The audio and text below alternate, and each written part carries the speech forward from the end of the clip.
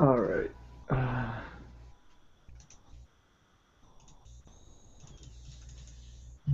Oh, geez, are we live? I have no idea. I closed the window, so. Oh, I think we're live. Oh no! Oh. Oh, hi Hey, everybody. meatbags. Hey, hey. So, I'm here with Bobmeatbag. What up, meatbags? This is Bob Meatbag.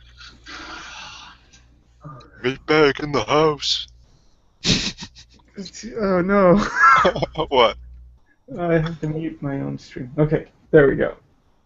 All right, all right. Okay, now I don't know how update automatically. Here we go. All right, hi everybody. So yeah, I'm here with Bob Meatbag, and we're streaming about what? I don't um, we had something we were gonna talk about, but for the life of me, I can't remember right now. know. What was Yeah, it? The answer? Something yeah. involving the answer? There's no. Well, yeah, I got it. I got it. I got it. But first, let's find out where everybody's from. Yeah. Where are you from? And what time is it where you're at, if you don't mind? Um, and yeah, yeah. So, Yeah. how are you? What time is it? Where are you? Um, and if you have any questions, feel free to ask. We will do our best to answer questions. Mm. And I will try to. I'll leave Bob to do the drawing. Yes. He's. I don't know what he'll be drawing, but maybe he can. Maybe you can ask him to draw something, and then Yeah. he can draw that, and then I will talk about stuff or answer questions. Yes. Yeah. Give out your suggestions, meatbags. Here to do them Totally for you. unrelated, a game developer hangout, which is every Saturday. I don't know what that means, but okay. What's the theme today? We don't have a theme. We're just here to talk with you. Yes. Waiting for your questions. Alright, so. Got off to a bit of an awkward start. Google's constantly changing things, and it's always difficult to keep up. Yeah. What's what? How's things working? Yeah. Awesome. New- So, got people from the Netherlands, and it's 1 a.m. Latvia, and it's F King 2 at night. Toronto is 7:04 o.m. Belgium is 1 midnight. So Netherlands and Belgium is the same time zone. So is Sweden. That's pretty late. Yeah. All right. So thanks for joining us. I hope I'm not stealing all your sleep time. But this is gonna be recorded, so if you have to go to sleep, don't worry about it. Just go to sleep. You'll be able to catch this once when this is done and over with, so, don't You stay just up won't for, be able to for offer us. your suggestions or questions, so Yeah. there's that. But that's not a big deal. I like the shoes on the guy you're drawing. I'll make it more fancy somehow. I don't know how, but I can try making it more detailed. I mean, he is sort of pointing down on them. Please notice my shoes. Wow, someone's from Lebanon and Turkey, and they're both in the same 2 o'clock a.m. Wow, that's so, yeah, wow. Sweden, America, Portugal, Brazil is 10. At least 10 is more more normal. It's 4 o'clock here. I thought it would be like a pretty good time. It's like, oh, 4, that's got to be okay, but I didn't realize it's still 2 in Latvia and Turkey and Lebanon. But yeah, I appreciate you joining us. And do you have any questions, or do you have any suggestions for what Bob should draw? Yes. I am eager to please. Tell me what to do, masters. I should put on my headphones. Okay, let me do that so I don't get feedback.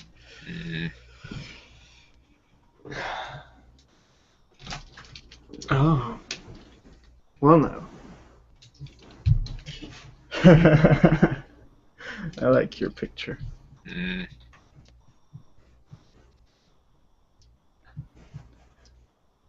People from Spain, France, Mexico, Egypt. Wow. Alright. Alrighty.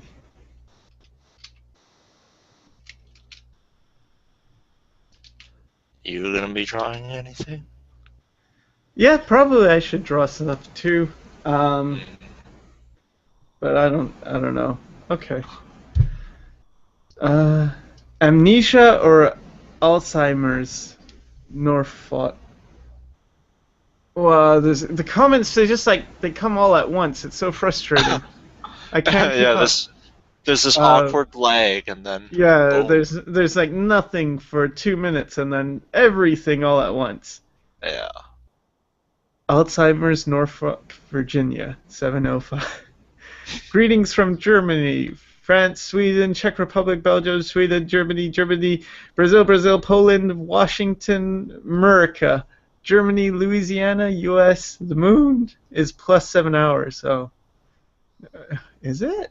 I don't know. Anyway, New York, Germany, Canada, 7:04. So you must be in like East Coast. Texas, 1:04. Belgium, midnight. Scotland, Maryland, Florida. Pretty fine. How are you? I'm doing good. Who's Maeda Ami doing Kamehameha? Maeda Ami. Do you know that person? I have no idea. Sorry. Who's doing the Kamehameha? What? Maeda. Let me search for it and I'll send you it. If Maeda Ami.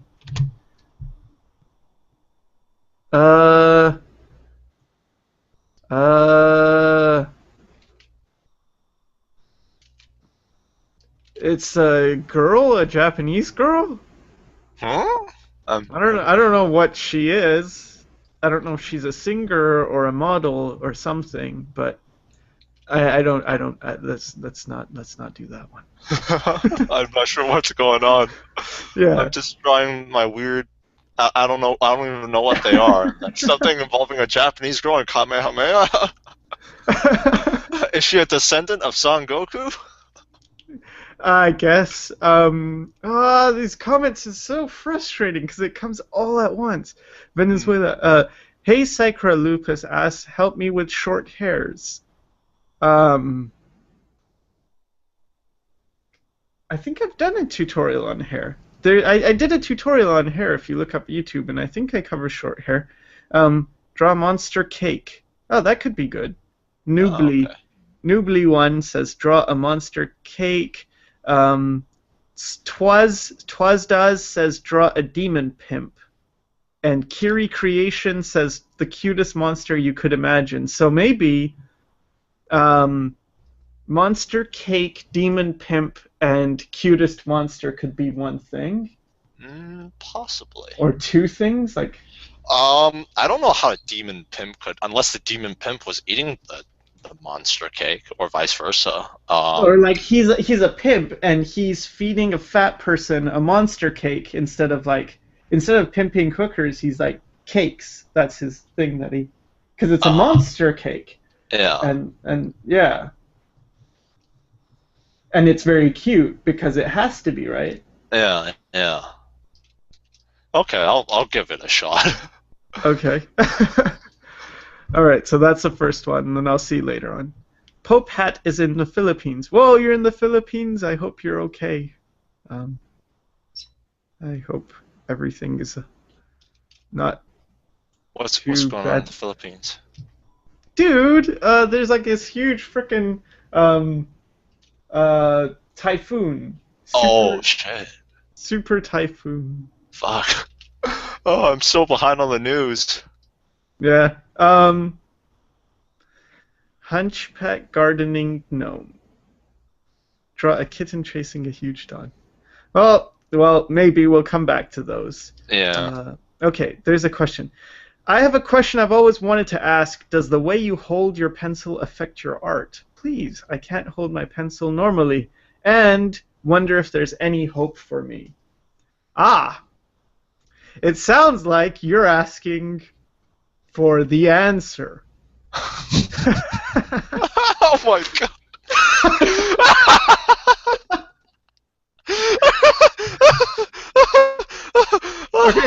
Okay. Shut up. He's gonna.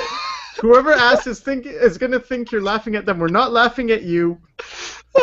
He's I'm laughing laughing. at the lame segue.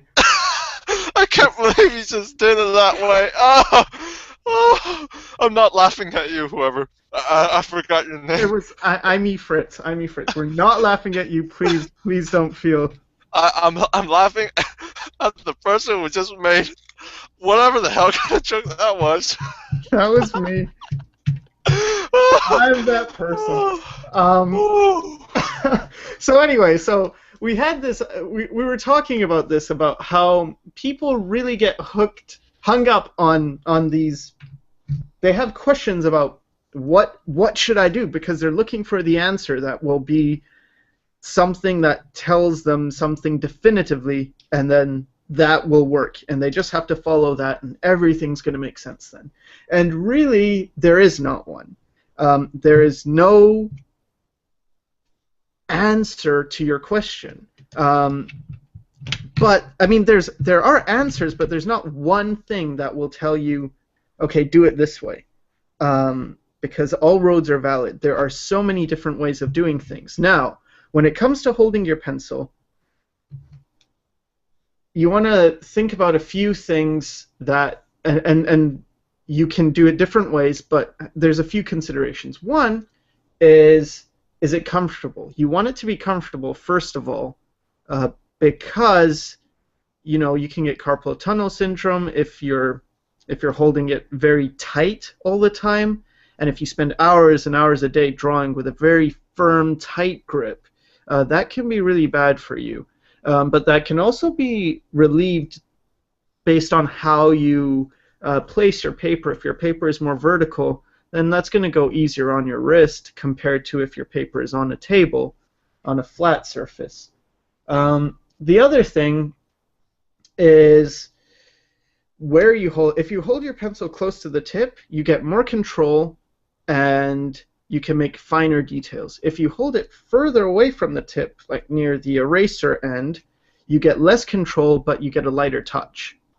So there's that. Then there's the matter of do you hold it with your thumb on top and four fingers underneath, and that's more the art school method, which is very good because it gives you use of the side of the lead of the pencil, and you can create very nice strokes with it, very broad strokes. Um, it also encourages you to use your arm more, and it also takes you out of the mindset of writing, because we hold the pencil normally. When you write, you hold it a certain way, and if you draw in the same way that you write, it's not wrong, it's not bad, and it's not that you can't do it, it's that it makes it more difficult to break free of that mindset, that very left-brained mindset, to get into the more right-brained approach. So for me, I use a lot of arm movements because using more of your shoulder, more of your elbow makes it easy to do, or easier to do, much more smooth lines, flowing lines. And now what I can actually do is I can hold my pencil, and I do this often now, like I'm writing. I can hold it like I'm writing, but I still use my arm movements. And in the beginning, I would not use my fingers and not use my wrist. I just use my elbow, my shoulder to train it. It took me about a week of training before that felt okay.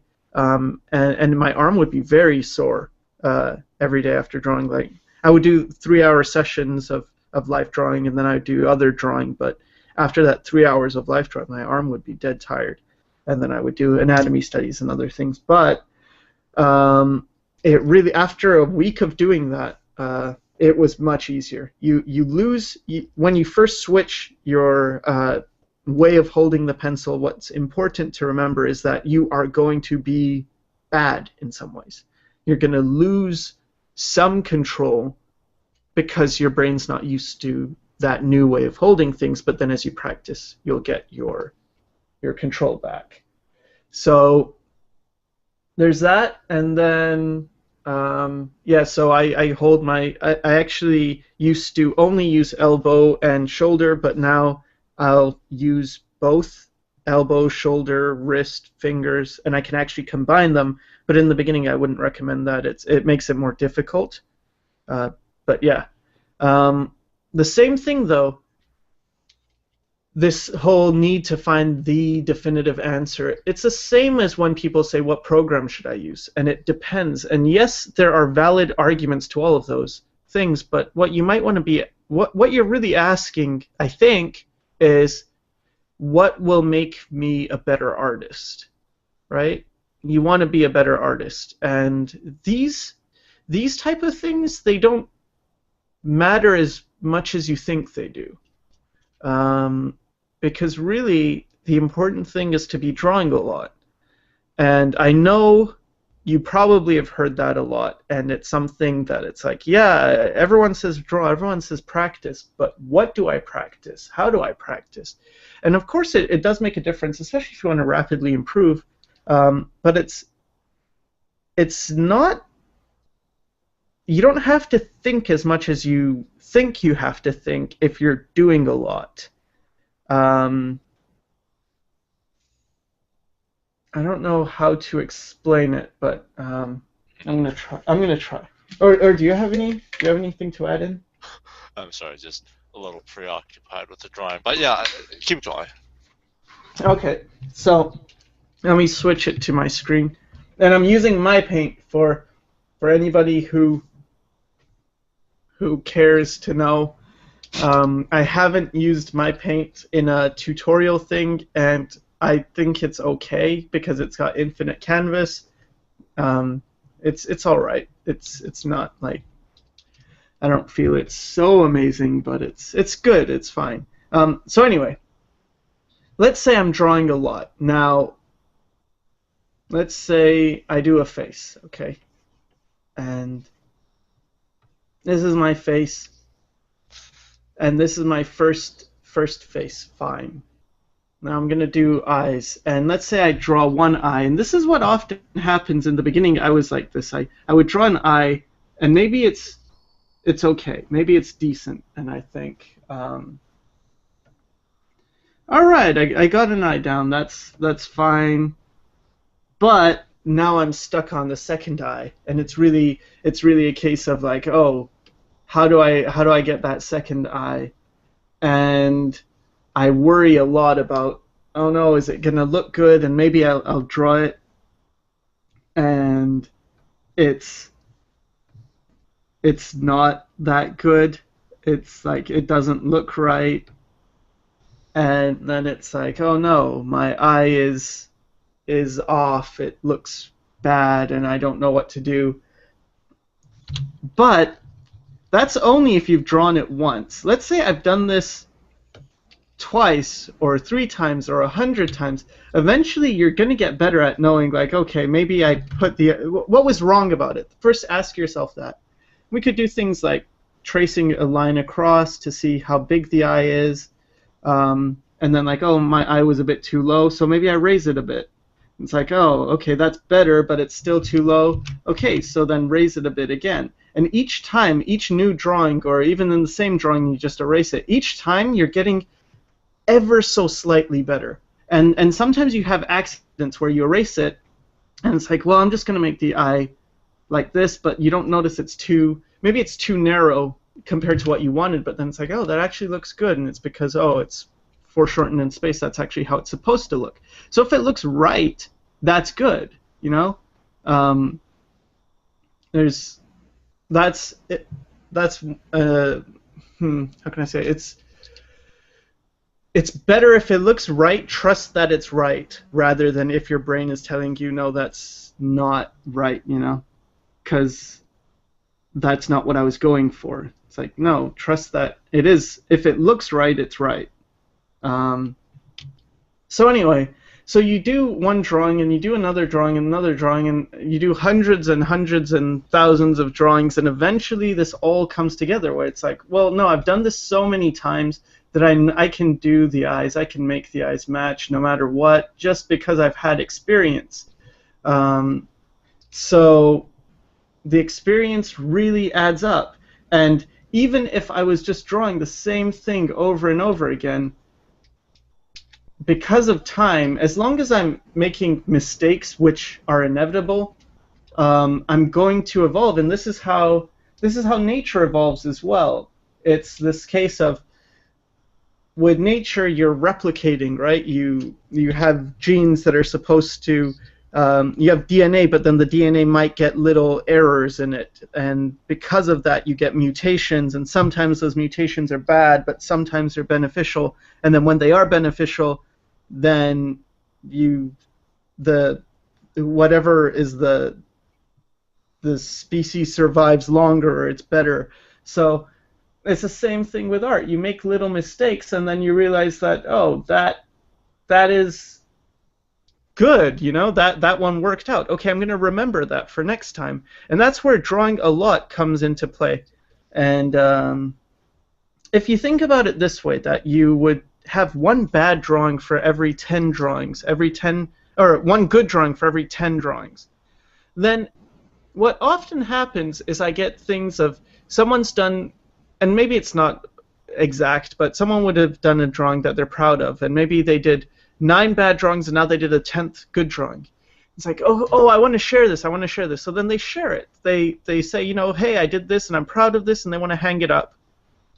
But then what happens is, when it's time to do the 11th drawing, they start to get nervous. They start to almost get paralyzed, because there's this fear kicks in, and it's like, it's really two things. One thing is that, wait, am I going to be able to do a good drawing again, or is it going to flop? Was this just a fluke? Can I do this? And then the other thing is this expectation of success. That's kind of the same thing. I forgot. Anyway, I had two things before. I think it's really about, like, when you're, it's difficult sometimes when, you know, like, you have an image in your mind and you want to make it good, you want to create this image of yours, and what happens is like, I know I had this before, where it's sort of like an artist ego thing, where it's like, you want to create something good, you want to create something that you can be proud of, and on the one hand, I can understand that very much, but what I'm starting to really get into my head is just that you need to, when you want to get better, you need to expect failure. It's almost like, in some ways, you got to embrace it, because you're not, when you're trying to improve, you're not trying to make a pretty image. You're trying to get out all of your bad images, so that eventually you can just keep on pumping out good images, and that doesn't happen until, you know, you pump out the bad stuff.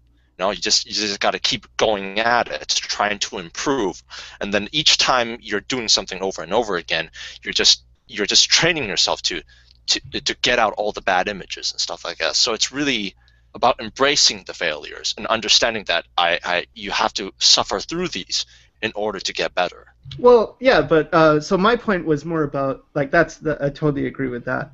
But my point was more about how people have fear once they've done a good drawing. It's not Right. so much the fear of failure. Well, there's the fear of failure, but that's one of the fears. And then because of these fears, you're very afraid to do the 11th drawing. And maybe you do the 11th drawing and it doesn't match up to your 10th drawing, which was good. Now, the thing is, you're precious about that 10th drawing because it's rare. If you look at it, if you have 10 drawings or even 11, even 19, because if it's one every 10, then the next one's going to come at 20, right? So you have 19 drawings and you only have one good one. That is you're gonna hold on to that and you're gonna view it as, oh, I did something good there. But the thing is, if you have 20 drawings now you have 2 good drawings and 18 bad ones. So the more drawings you do, eventually you get, like, let's say you do 100 drawings, now you have 10 good drawings.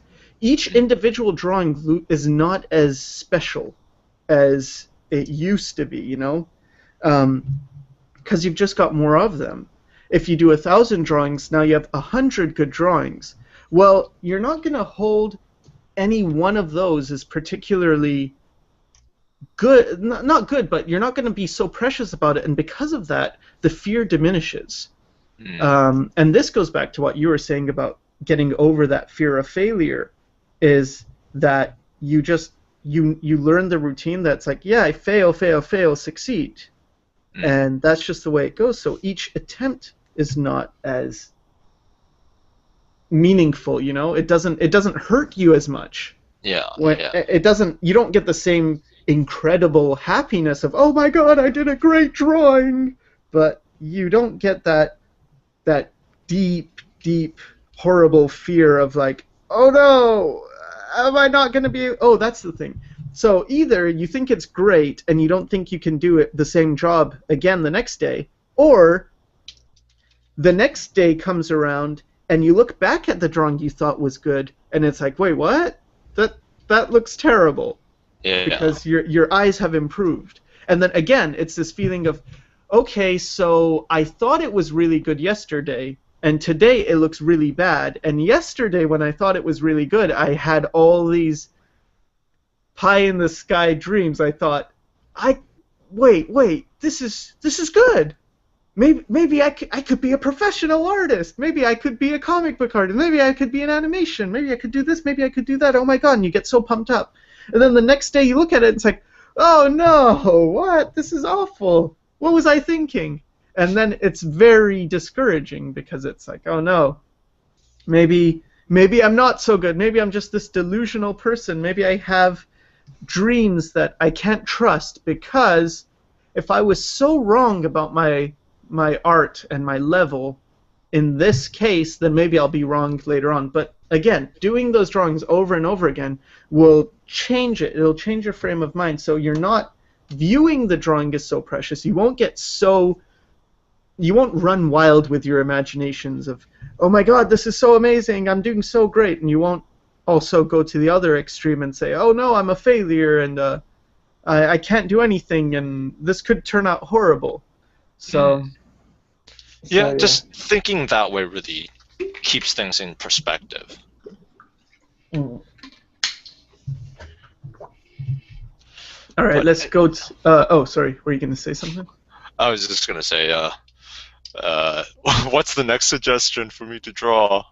I really like your cute monster cake thing. That's great. That's great. You should save this one. Don't lose it. Okay, draw a turkey killing Santa Claus and his elves. I guess that's the next. Or draw a kitten chasing a huge dog, or a hunchback gardening gnome. Hunchback gardening gnome. Oh, let's try the turkey and the Santa. Okay. Rediger asks, how does perspective and people work? Okay, so everything in drawing, pretty much, as long as if you're trying to draw something in three-dimensional space, perspective is in everything. So the way I deal with it for people let me just switch to this, is first thing I want to do is figure out, let's say I have my picture playing. Think of it like you're not drawing, you're not just doodling on a page, but you're watching a movie. So close your eyes if you have to, and imagine the scene, and the page is it's like the screen, right? The dimensions of the page, that's the screen. And now think, okay, in this scene I have this character I want to draw. Now where's the camera? Am I looking up at them? Am I looking down at them? Is the camera slightly tilted? And then view that scene in your mind, and okay, so let's say I'm looking down at them, then the horizon's going to be higher, you know? And then you get your perspective in there. And even something as simple as just drawing a ground plane, even if you don't fully understand perspective, it helps you to start seeing this thing as a three-dimensional space. So then when I start to draw, let's say I imagine my person and they're in the scene, maybe the head is here.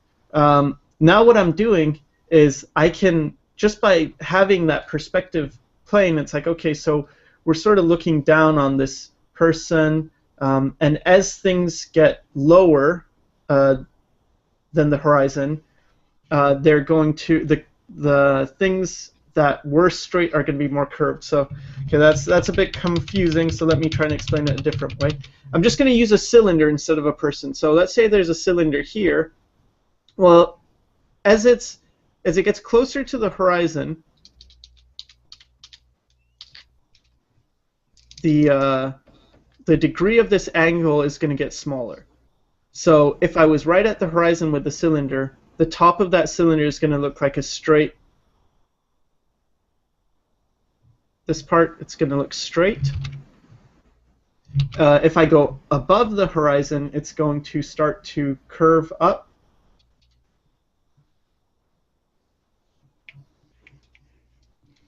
Like that.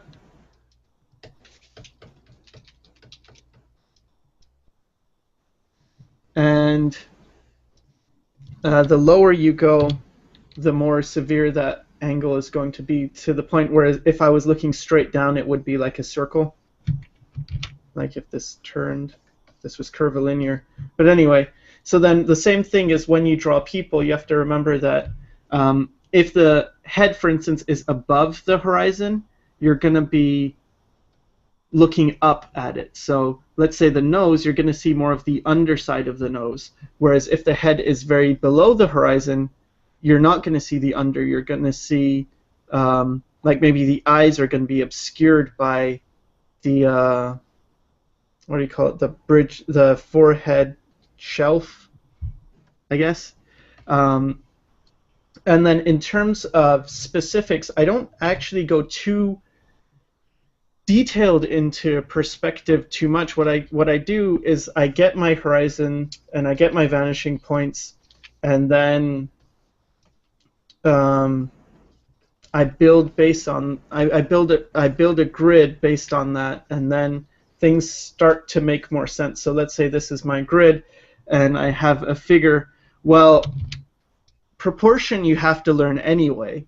So let's say, you know, I'm trying to build a figure. Well, how tall is that figure? Where's the how tall are the legs and you know, the body and all that? That has to do with proportion. Before we're even dealing with perspective, we have to know our proportions, and then once we know our proportions, you can fit this person into a box. And once they're in a box, that's when we start dealing with perspective. It's not that easy to understand. I mean, you still have to understand perspective on a pretty extreme level, but you also have to understand form. So before you move on to figures, you should be able to do this with basic geometric shapes. So right now, for instance, this part, if the horizon is right here, all this part is above the horizon, right? So the collarbone is probably going to be, you have to think of it this way, if it was a cylinder, this is going to be obscuring things. So let's say I was looking down at a head. What would happen is I would see the neck, and I would see the collarbones, and I would see the trapezius behind that, and that's fine. But if I'm looking, that's fine if I'm looking down at the person. But if I'm looking up at the person, you're not going to see all that. Like, you'll get the neck and it connects, but you don't see exactly where it connects often. You get the collarbone. It's just different, right? We're looking up, so now we see a different view. And as I'm saying, it's not simple, but it's essential. So learn it with boxes and things, and then build it out of that. And even with this, you can see, okay, there's got to be a horizon, there's got to be vanishing points. I try and simplify it, so maybe I just get a line showing the eyes and what direction they're going, the nose, the mouth, and things. All right. So, how's your thing going? Oh, that's crazy. Oh man, that's brutal. I was not expecting that. All right.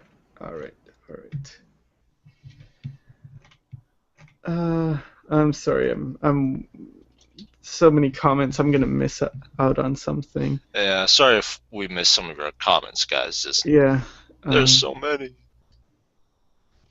What would you say is best as a concept for university application, thinking of visual communication, illustration study? Well, this actually goes into a question I wanted to ask, or an idea I had. And it is that I don't know because I haven't been to your school. And schools, it's so dependent on so many things. For instance, tuition cost is a big thing. How expensive is it? How good are the teachers? Probably those two things are the biggest factors. If you have good teachers and you can afford it, then it's probably worth going to that school if you're the type of person who benefits from the school. Now, if it's very expensive, but there's good teachers, it's something that you want to consider. But if it's very expensive and there's not good teachers, but there's like really fancy equipment, I don't know. So the idea was that you know how there's rate my professor and rate my doctor? I just really wish there was a rate my art school thing. And I was wondering, and I'm not sure, so maybe you guys in the comments, you could help me with this or brainstorm, or if you have any ideas, you can even private message me, that's fine, on YouTube. But do you think it would be possible to set up something like that where we all, like people who have been to art school, can describe their experience? Like, you say, you can keep it anonymous, you don't have to say your name, and I hope people are honest, but not in divulging their name, but just in terms of their honest opinion. But that if we could get like a database together of all the schools and then ratings, and eventually people can determine for themselves, like, hey, what is my school really good? And then you go and you realize, like, oh, 5 other people went to this school and they said no, it's a waste of money, then I will avoid that. Or maybe it's the opposite. It's like, oh, this school doesn't cost that much, I didn't think it was that good, but then you find out, oh, there's a really good teacher going to that school, then it's worth going there. And the same thing could be applied to even online classes, because for me, for instance, I've taken a lot of schoolism classes, and they're not all equal, because there's better teachers and worse teachers. So just if we had that information, then beforehand you could actually start to get the best education, sort of. And I know it's going to matter on opinion, but I just feel like that would be useful. I just don't know how to go about doing it. Yeah, because even with everything before, it's just sort of like you can only go on like a general opinion, I suppose. It's like, oh, schoolism or the school, whatever, I guess it has a good reputation. You take a look at their websites, and then it's like they say, come to our school, you'll learn all this stuff, but it's sort of like, of course they're going to want you to, go over there and give them money and that kind of stuff. They want you to think that they look good, but it's like there's no real way to tell, and it's not like you can. It's sort of like you can go search it up on the internet, but that takes time, and then you don't, Well, and then it's like you don't really even know where to look for the opinions.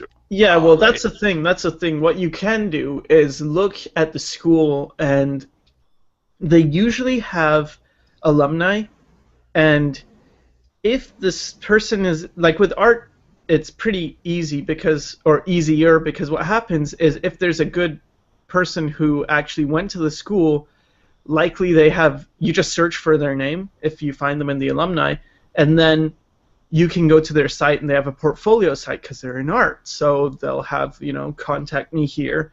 And then you can just send them an email saying, I'm thinking about going to this school. I know you went to this school, blah, blah, blah. How was it? Could you give your experience? Do you recommend it? And they'll probably be pretty honest. I mean, that's one way of going around it. But even then, I just wish there was a place that's centralized that people could just go. Yeah, yeah. Anyway, Noah Bradley says freelance illustration / concept art is dead. What do you think about that? Go ahead. I was gonna say I don't know. There's a lot of people saying a lot of things, and I think it's very important to use critical thinking.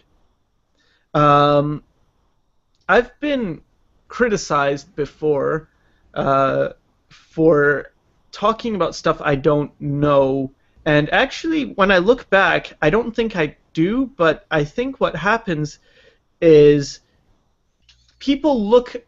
some people look up to me and what I say, and then they take it as, again, the truth. And this is sort of like before I was talking about the answer. Well, this is the same sort of deal where it's like, well, I don't know.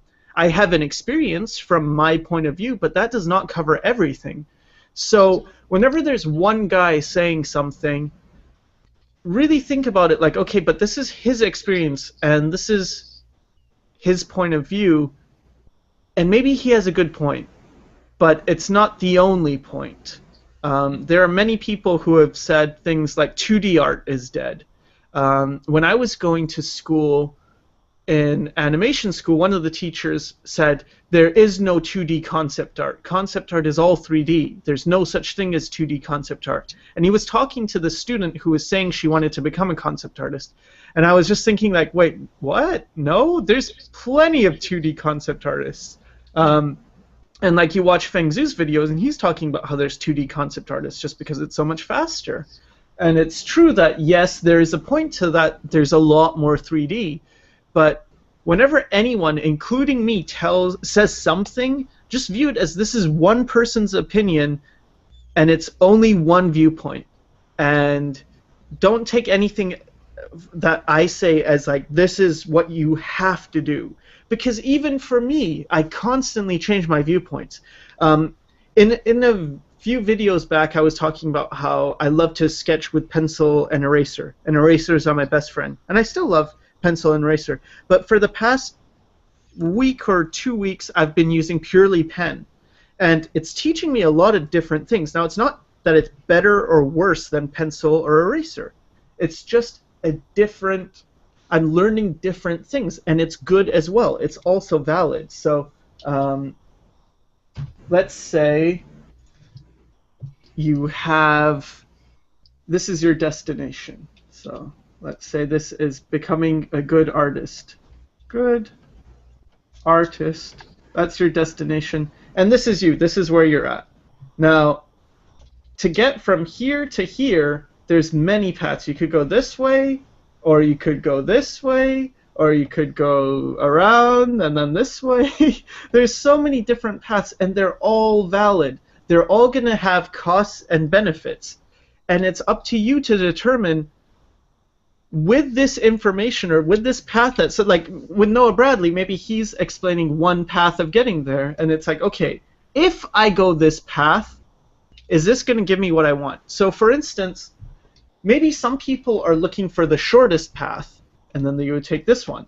But other people are like, no, I want to go on the more scenic route, so maybe they'll take the longer path.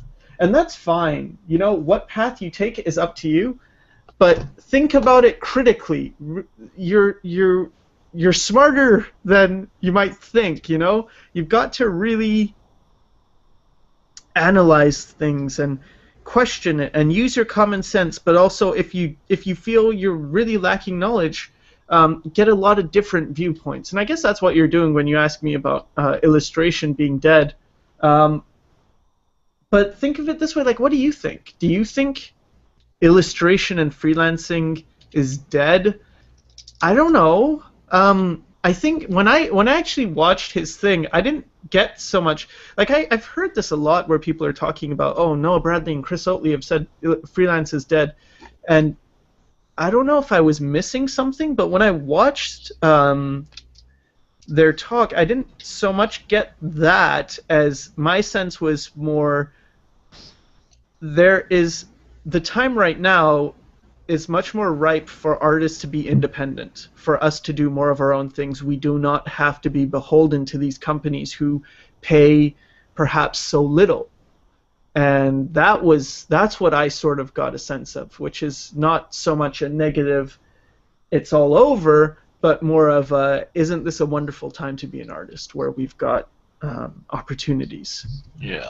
Artists have become a lot more powerful now. Just like we can network now, we have the internet. It's we just have a lot more opportunities than we did before. You know, I'm sure the thinking before was, join a studio, learn all the things there, get the networks and stuff like that. But it's like, no, we have this ability to create things, and then it's like it's like you go for companies, they have to hire artists. They cannot do some of these things by themselves because they do not have the skills. But artists, we already have the skills. We just need to, go out there, get our name out, market and stuff like that. And it's just like, there we go. We become our own businessmen. And for a lot of artists, that's not really a priority because we don't really think about that. But it really is the case of, if you don't mind money won't mind you. So if you have a business sense for these things, then it's sort of like you can only benefit from it. And that's really, I sort of had that feeling as well when I watched the Noah Bradley talk about freelance artists dead. It's just like Sycra said, we are in a very good time for artists to be independent, Yeah, and there's more. Like I saw this article about some guy who was, I think Steven Silver reposted it, but it was just some guy, some company had contacted a guy and wanted him to work for free, and then he pretty much publicly shamed them. Yeah, he just posted the email of what they said, and they were basically asking this guy to work for free, and that they would give him exposure, and he was like, well, come on, man, like, I'm not gonna work for free, you get paid, and it's basically, we live in that time as well, where if companies before they could exploit artists, but now they're not going to be able to get away with it as much, and that's cool. So, yeah. But again, everything we say, we don't have like, for instance, if you ask me, how can I get into Pixar? I'm the wrong guy to ask because I don't know. I never went into Pixar. Yeah. Even with the don't mind money won't mind you philosophy, it sounds nice, but it's not like I'm living that. Yeah. I do worry about money. I'm getting more, but it's not like, oh, I'm immune to that. So I think that's what, because I know I would get criticized by some people who would say, you don't know what you're talking about, and it's like, no, I know I don't know what I'm talking about. I know I have this little bit of information. That's why. And there's this other thing of people who don't know seem to be more confident in their opinions of things. And I like to think that what I try to do is whenever I say something, I hope I do, but I try and say, this is my opinion, or you could do it this way if you want. And that and you really got to think of the if you want as important, That's, or this is my opinion. Please listen to that portion, that this is my opinion. It's not the cold, hard truth. It's not that maybe you even respect what I say, and that's that's nice. That's a cool thing, but it doesn't mean that you have to listen to everything I say, because I know some things. I've had some experience, and even if I did get into Pixar, that's just my experience, you know. Even when I listen to guys like Steven Silver, who I admire a lot, talk about his way into the art world, you have to remember he got in a different time. There were, and it's also each person has their own experiences. They have their own personality. Personality traits matter so much as well in this business, because you could have a good personality and network more, and it could lead you more jobs. And you could be exactly at the same art skill, but have a sort of a not as good personality, and you're not very good at talking, and then it would lead to less jobs. And then you might say, the guy with the less personality would say maybe that, well, I worked really hard at my art and there's no jobs. There's no jobs for good artists. And then the other guy might say, I worked really hard at my art and there's jobs. So the guy who they're not, maybe they don't even notice that it's a personality that got them the job or not. So then one guy's opinion would be like, hey, you know, as long as you're good, there's jobs out there for you. And then the other guy is like, it's really tough. There's a lot of competition. Even if you're good, doesn't mean you're going to get a job. So you got to know, where is this person coming from, and look at many different opinions from many different places, and then add it all together and sort of get a sense of the way things are. I've watched countless interviews from so many different artists just to get a sense of like, this seems to be a recurring theme. And even not just artists, but whenever I look at any interview or a talk by a successful person, they tend to say similar things. You know, you got to be passionate, you got to work hard, you can't be afraid of failure, things like this. So then it's like, well, you know, enough people are saying this. It seems like every single successful person says the same thing, that it's sort of a rule in my mind anyway. It's like, yeah, I guess I could count that as a rule. But yeah. All right, let's go.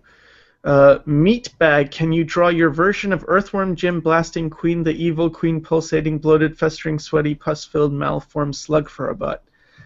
That's going to be more like fan art. I'm not really familiar with Earthworm Jim. Like, I it's a sort cool of know character. him. Yeah, it's a fun game. Okay, let me see if I can find you something else. Draw an artist really into drawing something that to the point it's destroying his pencil. You mean, okay, I can try that, but... I can look for others if you're not that into... I'm not sure how to really convey the idea of him destroying his pencil. It's like he's drawing so fast or so hard that his pencil is actually, you know, burning up or getting... Right, okay, I think I can do that. But just throw some other ones out there just in case.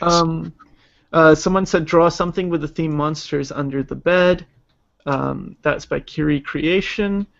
Kella Whoops says, draw a bunch of fat guys wearing tight Adventure Time costumes, please. Obakpo says, 88 says, draw the thing closest to you. Closest to me? My chair? I don't know. I don't know. Maybe I don't know if that means like in terms of relationship, or if that means in terms of, oh, my mouse is beside me. That's closest to me. I'll draw my mouse or something. I don't know. I'll just go with the earlier one then. The guy drawing his drawing really fast that his pencil breaks or something seems to be a pretty quick one. Okay. And then someone else said, Admas Nega says, draw a fat man slapping a skinny man. That's funny. Okay, let's see. Random question, but by any chance you guys interested in the new Pokemon X or Y? That's by Amy Mary 520. Do you wanna go answer that one?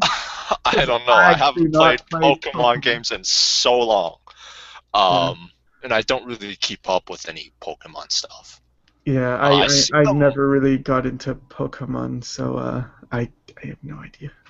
Yeah, like I've seen like some articles about it on video game sites, but other than that, I don't really have much knowledge about that.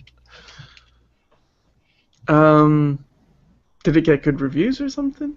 I don't remember. I heard it did, but yeah, I don't know. I'm not really that familiar with Pokemon. I think, for me anyway, I don't really get to play video games that much, so Yeah, we lack of both. time. Yeah, in general, it's just It's not that I don't want to. I really like video games, but it's like I don't have time. So it's one of those yeah, sacrifices that's like, do you want to be an artist? Do you really want to be an artist? yeah. It's just sort of like eventually you had to. Like for me, I love video games, and when I say I love, like I really, really, really love video games. They were. You did this talk on Zelda. I think If you I think the if you for go the to Bob meatbags, Meatbag's channel, yeah. For and the meatbags who have seen it, I'm sure you remember just like how into Ocarina of Time I was. Like I yeah, lived there for a while. yeah, it's But it's like eventually it's like okay, I gotta be real. I cannot play video games this much and be an artist. And it was it was like I literally had to get my video game consoles, lock them up into like the basement in the apartment, and then just like have no video game consoles in my room at all. And then it's like, okay, now the only thing I have left is the computer, and I draw on the computer. Yeah. Yeah, this is his channel for anyone who's not subscribed. It's youtube.com/Bobmeatbag, and that's what I'm talking about, the link one. It's pretty... It's it's intense. You really get into it. Yeah. Anyway.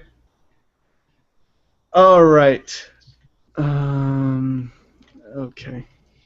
What's going on?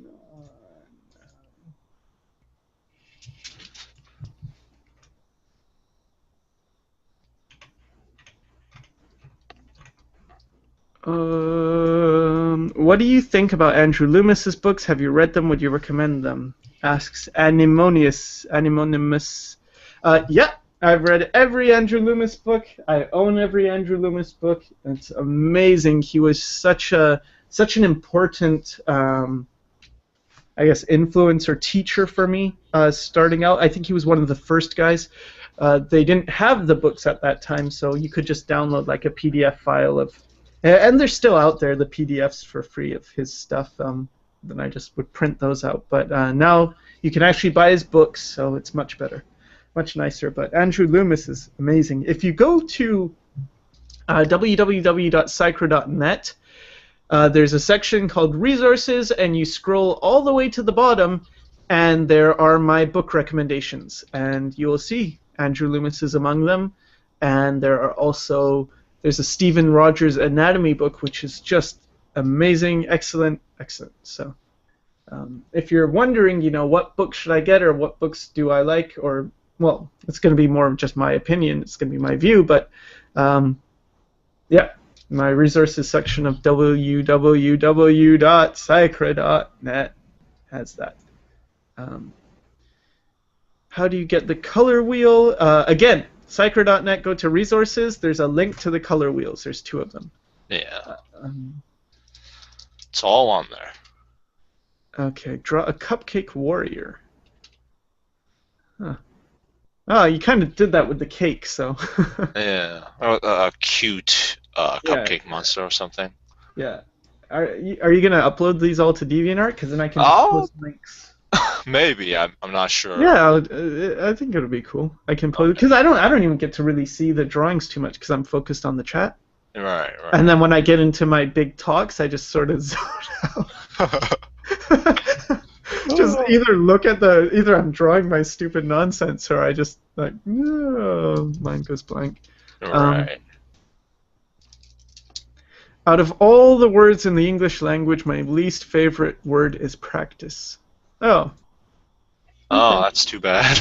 Yeah. You're gonna have a rough time there, pal. Okay, Deadly Work asks, how do you get better at rotating things in space in your mind? I can draw things at certain angles, but it feels more like I memorize how to draw them in that position rather than understanding. Well, what you can do, what I did actually, is And I did it with faces because I did self-portraits, and what I would do is I'd draw my face and then move my face a little bit and then draw it again, then move it a little bit and draw it again, and move it, and it's just because it's an easy model that I have, but eventually what would happen is all those still images start, and this works the same way in animation, it starts to build, like they start to stick together. So instead of just seeing one still image, it's like, okay, that's what it looks like from this side, and then that's what it looks like from the front, and these are all the in-between ones, and like, oh, okay, I'm starting to see that shape in my mind. It's starting to build into a three-dimensional image. So the better you understand things, the more you'll be able to rotate it in your mind, because you can't rotate things in your mind if you don't know what it looks like from all viewpoints. It's not going to work. I don't think it does anyway. But it just takes time. It takes a lot of drawing. I've mentioned it before, but you are trying to develop an artist's brain. This is so important. This is so, so, so important. An artist's brain is not the same as a non-artist's brain. The same way an athlete's body is not the same as a non-athlete's body. Or like an elite Navy SEAL. They are not the same as just a normal person, you know? They can do, because of their training, they've developed their body to be able to handle certain extreme stresses. And with artists, what we develop is our eyes and our brain as well, our hand skills as well. But what seems impossible and magical when you look at another artist doing something, with enough drawing practice, you get it. And I know it doesn't. It's not a satisfying answer, because if I heard this when I was starting, I heard this all the time. You know, just practice, just practice, just practice. And I thought, I am practicing. It's not working. But a lot of it has to do with how much you practice, and also I would recommend things like copying things. It's fine. You know, draw from reference, whatever you can. There's so many ways of doing things and getting a good result. But you have to work at it, and it's going to be probably a year. Like, it's more realistic to think this is going to take me a few years than to think this is going to take me a few weeks. But just draw as much as you can, and you know, if it's fun, you'll draw more, and then eventually you get to these stages where it's like, oh, I can rotate things in my mind. It was weird for me because there was a time where I always drew faces, and I think it was maybe 5 years ago, and I was just drawing, and then someone said, "Oh, can you draw a dolphin?" And it's like, I've never drawn dolphins before. I don't know how to draw a dolphin. And I just start drawing, and it's like, I mean, it's not like it's a good dolphin, but it's like, I can kind of draw a dolphin. That's weird. I never practiced this before. And what happened, like, things like that happen, where it's like, I didn't know that was coming. I didn't know that was a thing. Same with rotating things in my mind. Can't tell you how long it took where I would just imagine a teacup and try and rotate it, and I just couldn't. And when I had the image, when I closed my eyes and I tried to make the image in my mind, it wouldn't appear. And I have I'm probably worse than most people in terms of having a visual memory. I have a terrible visual memory. I don't remember people's faces, which is it's horrible, but it's real. Like, in real life, it's hard for me to recognize people's faces. It's much easier for me to recognize them by voice. If I see someone and they know me, they'll like look at me, and I don't know that that's what I see the recognition, and it's like, oh no, who is this? Who is this? Who is this? Who is this? What's going on? And then they start talking. It's like, oh, okay, that person. Okay, so yeah, that's how it sort of is for me. But anyway, yeah, it was so hard to rotate the thing in my mind, and then you keep drawing, and then enough time passes, and then it's like, oh wait, I can kind of picture it in my mind now. And then it becomes like you draw more, and then, oh, it's starting to, oh, I can rotate this. Oh wow, that's amazing, I can rotate this in my mind. So keep working at it, you know. You can get it. You can get it. But you need to understand the thing.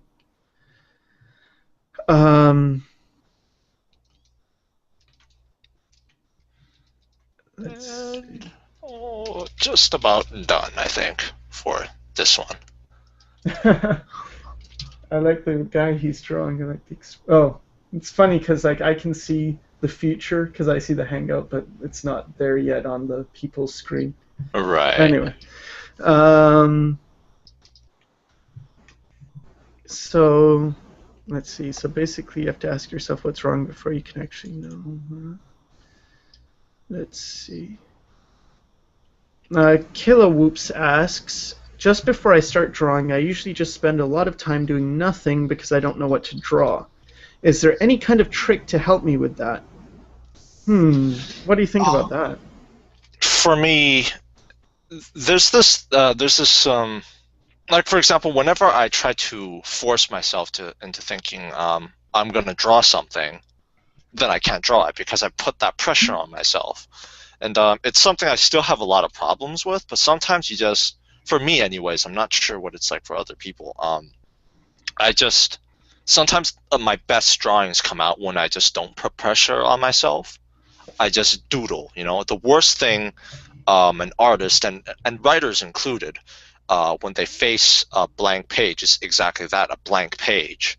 It's the most intimidating thing you can face, but it's also the least intimidating thing when you just put something down there. Like it can be anything, it can be random, it can be scribbles, and then you just look at the scribbles and hey, maybe you see a pattern or something there, and then you just draw it. And for me, the best thing for me to do is just let go and just draw whatever comes, and then all of a sudden the blank page isn't a blank page anymore, and then it just gets easier after that. But yeah, that's what I do anyways. Cool. Yeah, I agree. I'm just getting used to this Google thing. There's a person who says a supermarket guy draws his own covers. Okay, I guess. Not sure what that is. I don't know. There's questions that are appearing in a different screen on the Google Hangout because it's all weird now. But anyway,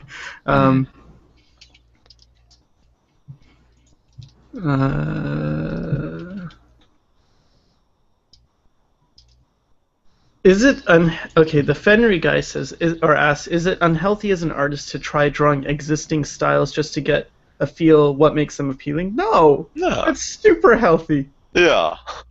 That's what you do. Yeah, like one of the reasons why I can draw certain things is because as a kid I watched a lot of Dragon Ball Z, and then it's just like, oh, I try to draw Dragon Ball Z, and that was how I started getting my practice with drawing. It's sometimes it's like if you copy something, it's not a bad thing because maybe it's something that draws you to that particular style, and then you want to get familiar with how it's done. Then what better way to just try it out, copy it, figure out how it works. Yeah. So nothing against that. Yeah. Don't worry about it. How would I go about drawing things that are symmetrical or very technical, like robots? Well, that's kind of easier because I'll just switch screens. Let's say I'm drawing something symmetrical. Well, all I need to do is, let's say I start. Well, first of all, it would be a good idea to start with the big shapes, and still break it down that way. But let's say I didn't. Let's just say I had like an eye, and I wanted to replicate it. Well, what I can do is I just draw a horizontal line from the top, from the bottom. I can draw this within a box and say, okay, that's how it has to fit, and then I just copy that box shape. This distance, I try and copy that, and then I fit the eye in it, and then I just, can do another line, get that across to see, okay, that's where that is, that's where that is, that's where the top and the bottom is, okay.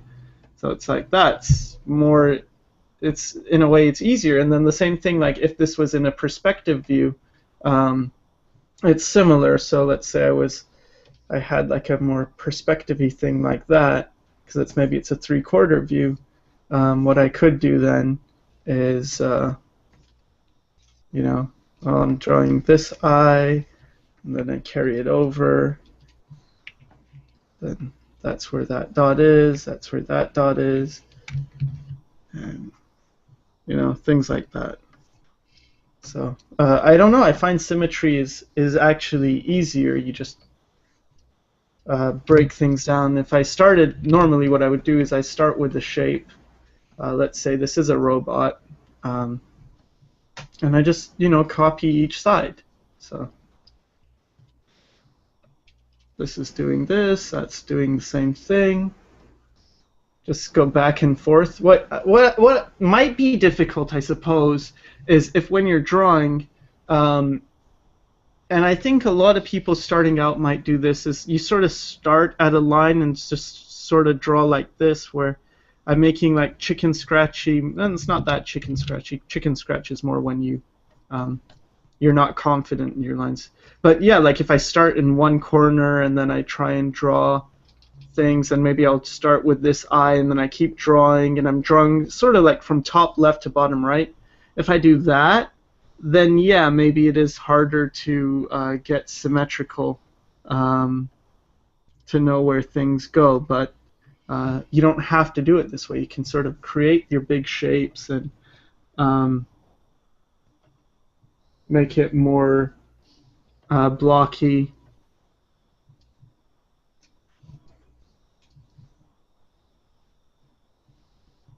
I hope that answers it.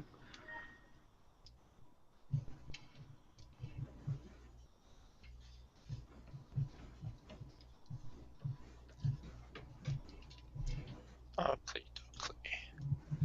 Wow, that turned out cool. I really like that. It turned out into an actually really good piece. Oh jeez. Well, I owe it to the people who suggested it. Yep. Next. Valencian Polytechnic University, 2,000 euros per year. Very bad teachers. They don't even come to class. You learn from your classmates. You can do it the same on internet for free. That's exactly it. Like, that's what I sort of feel like. Yeah, okay, so then people wouldn't go to Valencian Polytechnic. And again, it might be like there's 5 different opinions. 5 people or 4 people think it's a terrible school, and 1 person thinks it's a good school. So then you look at it and it's like, it's probably not for me, or maybe it is for you. I don't know. Bob's drawings are the best, says Matthew Higelin. Oh, thanks, Matthew.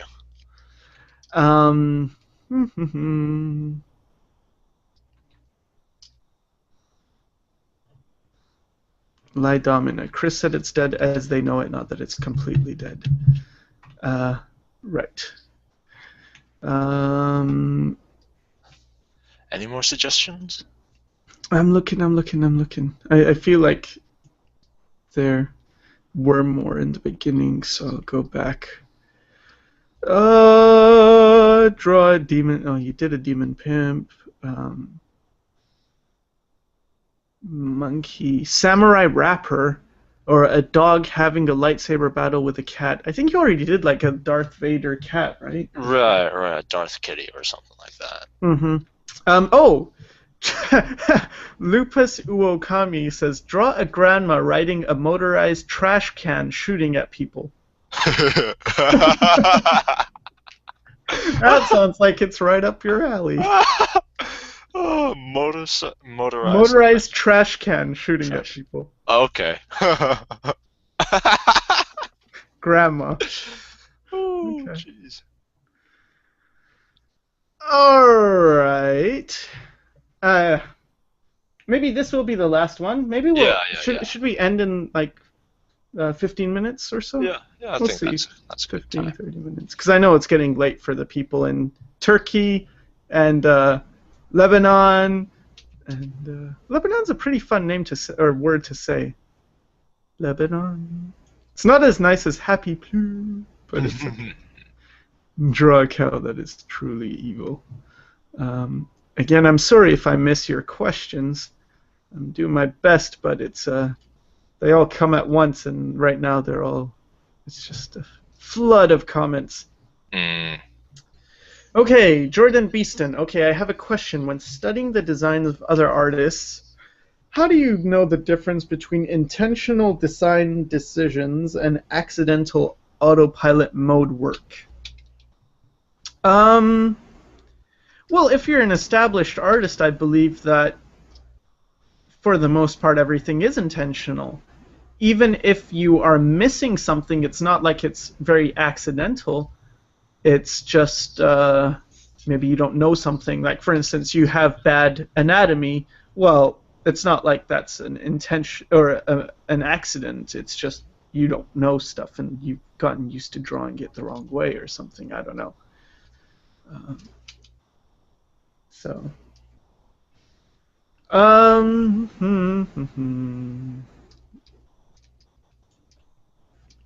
Okay, Rorododo. Sycra, how often do you clean the surface of your Cintiq and how? When I clean mine, the surface get rough and hard to draw on, but after some weeks it gets smooth again. Is it normal? Geez, I haven't actually cleaned the surface of my Cintiq, but I wear a glove, so it doesn't really get too dirty. I mean, I wipe it with a cloth, but I don't like put on a spray on. Hold on 1 second. I think my dad is calling. All right. Yeah, so I don't know. I should probably get like some cleaner solution and clean it instead of just wiping it. But yeah, I just use the glove. Sorry about that. I'm back. Okay. Johnny Ryland. Does anyone know how long they're gonna keep going? No, we just keep going and going. No, we're gonna end soon. Yeah. Tekun Tan. Do you get ignored and rejected a lot by clients when you first started out, Sycra? No, because I didn't really apply to places. I just got. I think it's more that I just focus, and this is something I've heard a lot of people do, is you just focus on your portfolio, and when it's good enough, clients come to you, so you don't really get rejected. I do think, yeah, I did apply to a lot of places and didn't get responses from. I guess so, yeah. I mean, I wouldn't say I got a lot of rejection, but I did get cases where it's like my portfolio is not good enough, and I would hear that. Or sometimes it's a case of we are not looking for that style. Sometimes they'll make you do an art test, and then it's like, maybe not. You're not the right fit. So yeah. International 72521. Artist block is a myth because inspiration comes from research. I don't know. Maybe. I'm not sure on that. Just Drac. I suck at drawing for life. Well, maybe you don't do it enough because a lot of people aren't very good at drawing from life and get better at it by constant practice. Twas does. Sycra, if I trace something and the final result looks completely different from the original, does it still count as tracing? I think so. Yeah. I've learned this thing. I didn't do it before, and I was very against tracing, but I started to really think about my all roads are valid thing. And I think it was Greg Manches who posted an article a while back on the values of tracing. So I got this manga, and it was accidentally, I got the wrong one. It was a French one, and I don't speak French. So I decided, okay, let me try tracing this. And I can see the value in it, because what happens is, first of all, I'm drawing on that thing. I'm not drawing on a separate piece of paper, and I'm not keeping that work. But I was just curious, like, what does tracing actually give you? And what it does is that you will get used, or you will draw shapes or lines or curves or proportions that you aren't used to drawing often. And so it sort of is like, maybe like when I was, for instance, I was drawing the leg of one of the characters, and it's like, that's a lot more skinny than I would have thought it would be. Like if I just did a drawing a copy of it, it's like, So actually by tracing, I sort of learned that faster, and then I put the drawing away. I don't trace, and I don't trace anymore, and then I grab my own sketchbook and I just start drawing, and then it's keeping that in mind, like, okay, let me try making my legs a bit skinnier the way it was in the tracing, and it's like, oh, okay, so that's what it does. That's how you build up your mileage. That's a terribly violent image. Terrible. Wow. Okay, it's a good thing they're cartoons. Anyway, yeah. But as for tracing, and then the final result looks different. Does it count as tracing? I mean, I would not trace as a means of getting my picture down. But again, it's all do whatever you want, as the Hodge twins would say. Do whatever the fuck you want. It's really up to you. Yeah. Can you give us, Jake Scroll, can you give us some motivation tips to a beginner that does not see improvement on his drawings? There's a couple of things. One is that I made a video on, what was it, breaking through artist block or something. I think it was called breaking through artist block, but I'm not sure exactly. Maybe if you search Sycra artist block, you'll find it. But in that, what happens is your eye is improving as your hand skills improve. So the fact that you don't see improvement does not mean that there's no improvement. It just means your ability to see mistakes is growing as fast or perhaps faster than your ability to correct the mistakes or fix them. So it's like, yeah. It's not necessarily a bad thing, so don't worry about results. The results don't matter that much. It's much more important that you're just doing the work. If you could, in a way, I really feel like a lot of artists would benefit if this whole idea of making a finished piece, of getting results, even things like people sending me pictures and they say, oh, can I get a critique on this? And it's like, oh, it's my first painting. It's like, no, just you're focused on results. You want this painting to be good. You're impatient. And I'm saying it with the full knowledge that I was totally this way. Everything I say in terms of, maybe try not to do this, try not to do that, it's because I've done it. I went to the art store and spent all my money on trying to find good tools and buying different brushes and pencils and looking up things, and people would say, oh, this is a good piece of paper to use. So then I'd go to the art store and I had to buy just that one piece of paper because that's what the artist recommended. And I thought, like, oh no, I need this one. Oh, they don't have it in stock. Oh, I got to find this piece of paper. As if it mattered. It doesn't matter that much. But I get it. I'm like you. No, but it's like I was self-taught and went through this thing, and then I also had teachers, and then it's like, yeah, so I know how you want the results. But if you can, don't worry about them. Just draw more. Draw so much that you don't even care. I mean, I'm totally at that stage. If I do a good picture, okay, I don't care. And this is the thing. I remember I was watching, a long time ago, I was watching a Gnomon video with Ian McCaig, an amazing artist. Amazing, one of my favorite artists, Ian McCaig. And he would draw a picture, and it would be so good, and then he'd just erase it, and then he'd redraw it. And I'd be like, no, what?